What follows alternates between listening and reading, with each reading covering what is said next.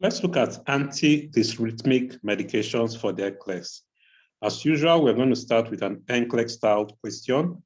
When quinidine gluconate is prescribed for a client, the nurse reviews the client's medical record. Which condition is a contraindication in the use of this medication?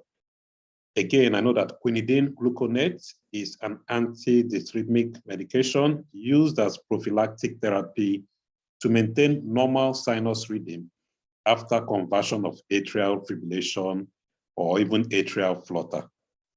And again, we know it is contraindicated in complete AV blocks. We already talked about the AV blocks at the last class.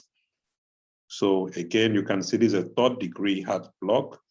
Remember, we said there's complete AV nodal dissociation.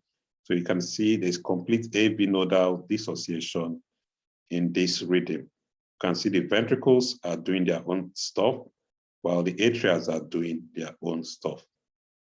So there's complete AV, so we know it's contraindicated in AV blocks. So my answer is option 4. So what are the antidysrhythmic medications we know? Again, we know that these medications interfere with the electrical excitability of the heart.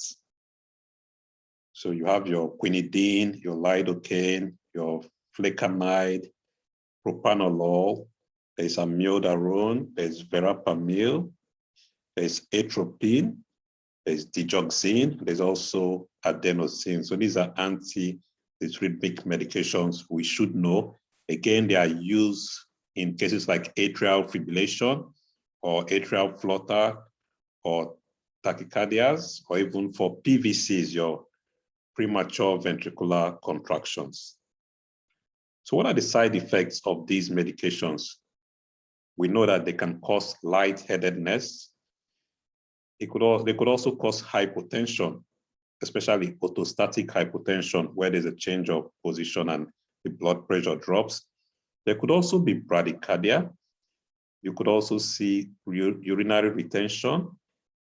And again, you could have these medication-specific side effects. For example, with propranolol, the client can experience bronchospasm. So you want to look out for those asthma-like symptoms in a client who is on propranolol in addition to bradycardia. So you want to look out for these side effects. Propranolol, there could be bradycardia and there could be bronchospasm. With amiodarone, the client may experience photosensitivity and photophobia. So you want to look out for that in your client who is on amiodarone. And with verapamil, the client can experience heart failure. What's your nursing consideration for clients on these antidysrhythmic medications? You want to monitor the blood pressure and the heart rate. You want to monitor cardiac rhythms because these medications work on the heart. Again, we talked about orthostatic hypotension. So you want to implement measures to prevent orthostatic hypotension.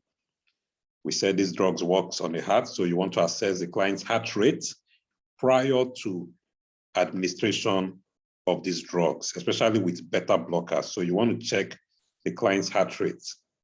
And if the heart rate is less than 50, please hold the medication and notify the healthcare provider. Again, do not break, crush, or chew this medication unless specifically prescribed by the healthcare provider.